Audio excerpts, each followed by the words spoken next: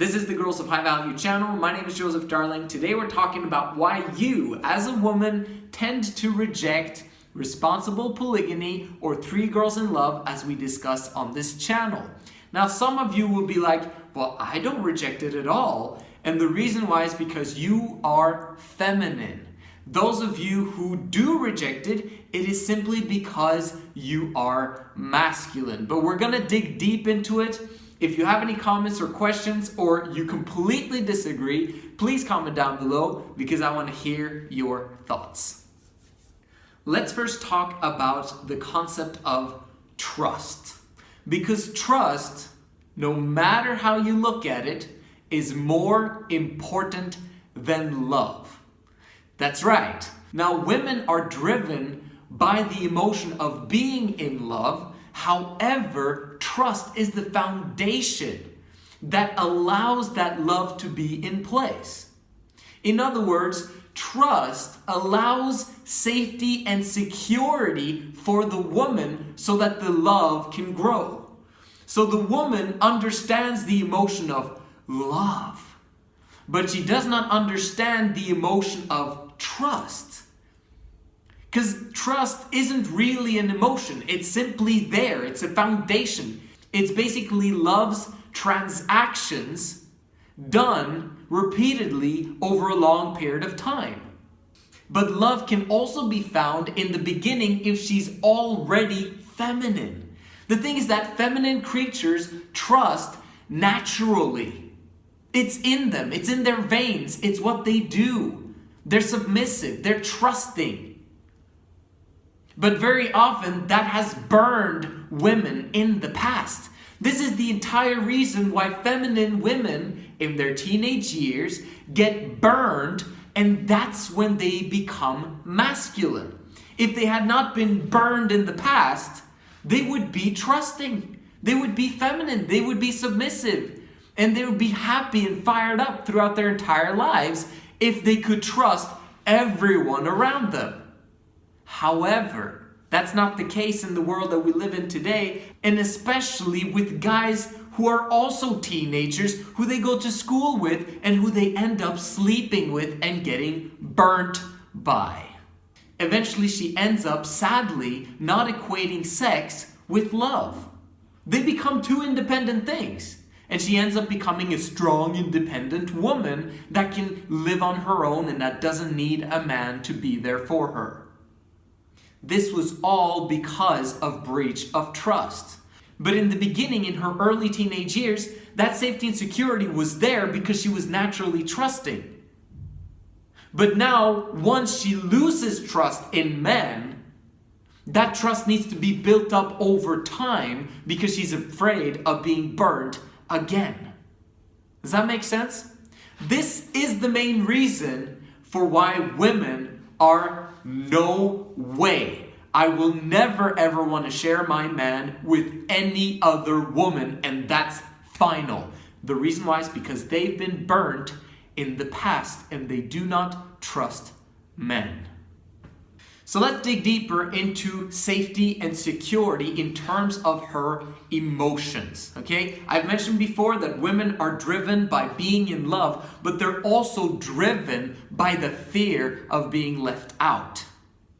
Now, if you're a woman watching this, you know that safety and security is the alpha and omega. There's nothing more important than that for a woman. Which means, if you were to have to decide between the pursuit of pleasure, i.e. being in love, or the pursuit of safety and security, in other words, not being left behind, you will choose to not be left out. That's the most important thing. The fear of being left behind is extremely strong in women if they've been left behind in the past. Don't leave me because I've been left behind before. I don't like it, and I don't trust men who have options. That's dangerous. I want to be the one who has the power and who has the option of leaving. This includes also the fear of change, the fear of the unknown.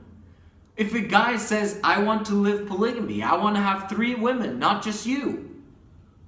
The woman is like, who, when, where? I don't get it. And her mind goes into a frenzy.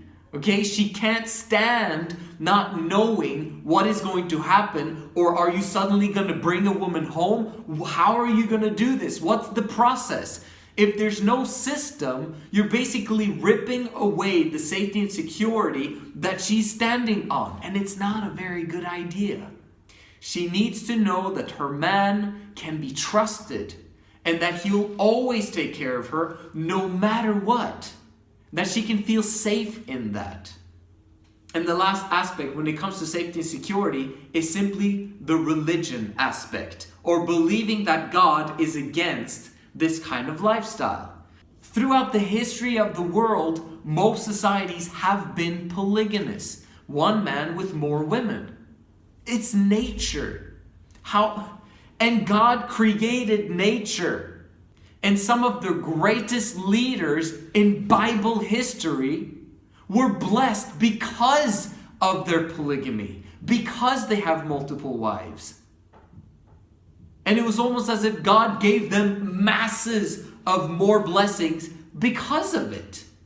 So it's a very faulty way of looking at the Bible, of looking at religion in general, to believe that God does not want a man to take more women to him. What matters most is his commitment to these women and setting up the family so that the kids will be blessed because of the union instead of being neglected. If there are enough resources to go around, God absolutely loves it. If the man is sleeping around with whoever he wants, God doesn't like it at all. Because God wants us all to be emotionally fulfilled. Man, women, and children. And the whole world for that matter. But what's happening right now in monogamy, which is a Roman tradition adopted into Christianity and what it was 1500 years ago or more. It's not from the Bible. It's not from that. But it is a legit concern to believe that, oh, well, God doesn't say that we should do this. And the pastor and the preacher doesn't say that we should do this. And we should live in harmony one-on-one. How's that working for you if you're already married? It's not working very well. God did not design us to live in an unnatural form. However, that is better than sleeping around. Because at least you're building a family. At least you're not sleeping around. At least kids are being protected and preserved in a family setting and raised up and invested in. Way better than sleeping around and single mothers. But why go through all the hardships that monogamy creates when you can have an even more amazing lifestyle and create heaven on earth with 3 girls in love?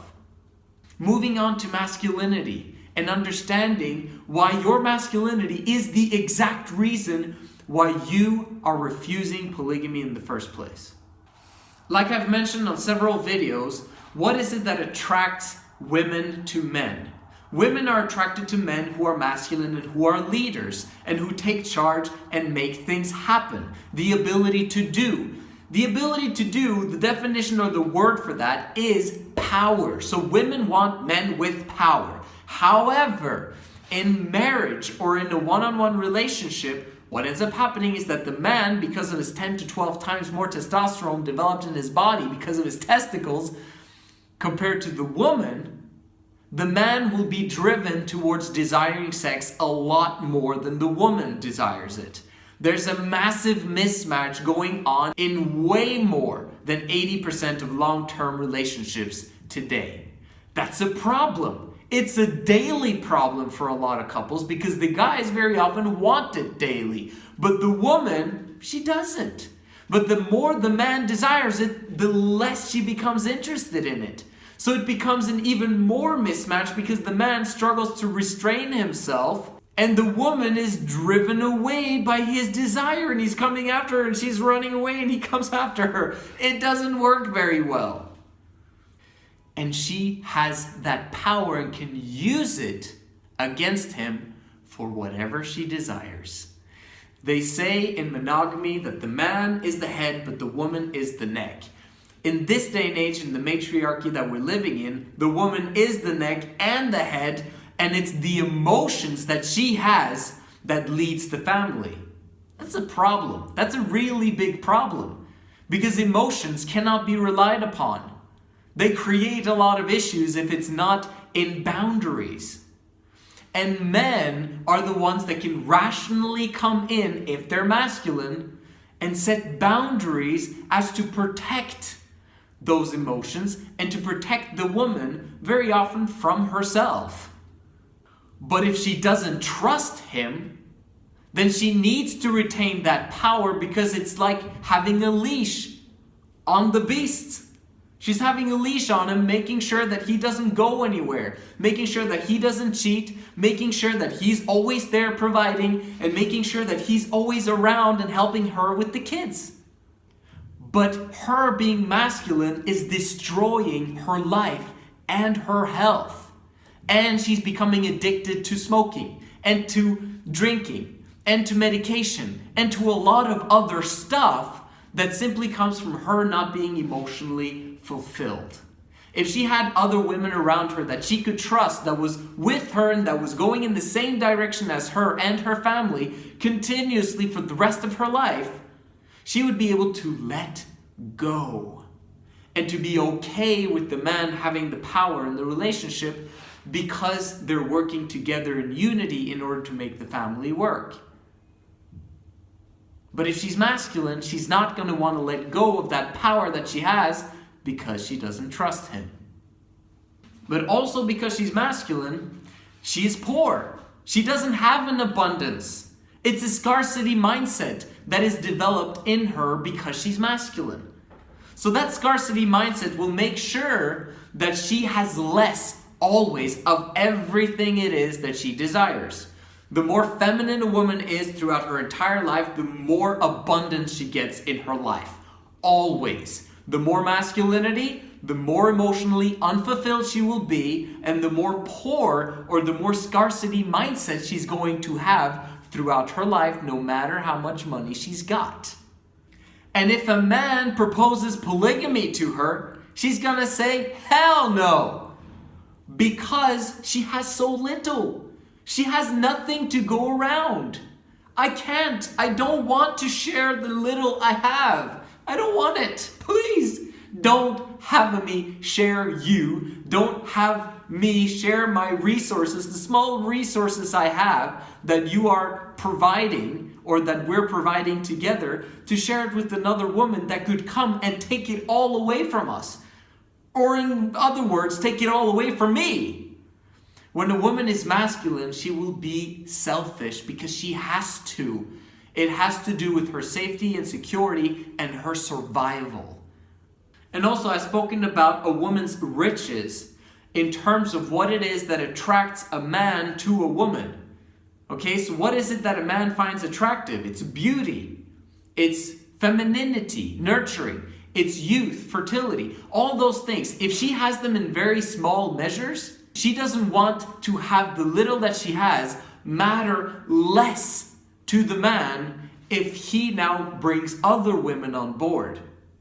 She wants to make sure that she feels beautiful. She wants to make sure that she feels happy and nurtured. And if now she has to compare herself and the little that she has with another woman that she doesn't even know who is, that's going to be a problem for her. Another aspect is that masculinity wants multiple partners and femininity wants to be completely romantically monogamous to only one person. Now, women are of course a mix very often. They're feminine, but they're also masculine. And what's normal is that the woman wants to be romantically involved with only one person, and she only wants to be with him. She doesn't want multiple partners, even though her body is being driven towards it. But she controls herself. And controlling herself also makes her more masculine. But it's important that she controls herself in order for the family relation to continue. But this is also one of the reasons why she doesn't want him to sleep around, because she's not allowed to, then why should he be allowed to? It seems like a double standard, but it's actually not, because when you're actually feminine, you don't mind sharing. This is what's happening in a lot of marriages today, where the man is really feminine, the woman is really masculine, so she doesn't really want to be alone in that relationship with him anymore. She's now kind of leaning towards polyamory. Now we can maybe have sex with several other people, and I kind of don't want you to sleep around with other girls, because she's very masculine, right? And he is her property, so she doesn't want him, but she kind of has to allow him to do that so that she can be able to have her fun.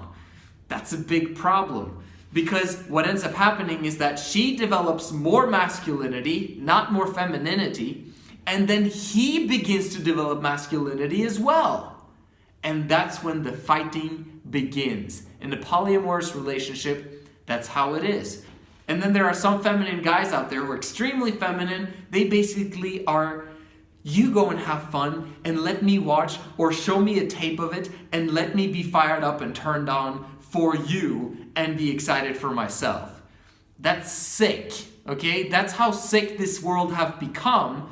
And in terms of polyamory and men becoming more and more feminine, you don't want that. It's bad for society, and it's bad for our future kids and the next generation. And another big thing is that since the woman does not trust the man, she has not told him all of her secrets. That is big. If a woman is able to trust her man enough that she can reveal everything to him without him blaming her, or without him leaving her, or without knowing how he's going to react, that's when she is now allowed to let go and to relax and to get that out. But there's a lot of guys that can't handle it because they're too feminine and emotional.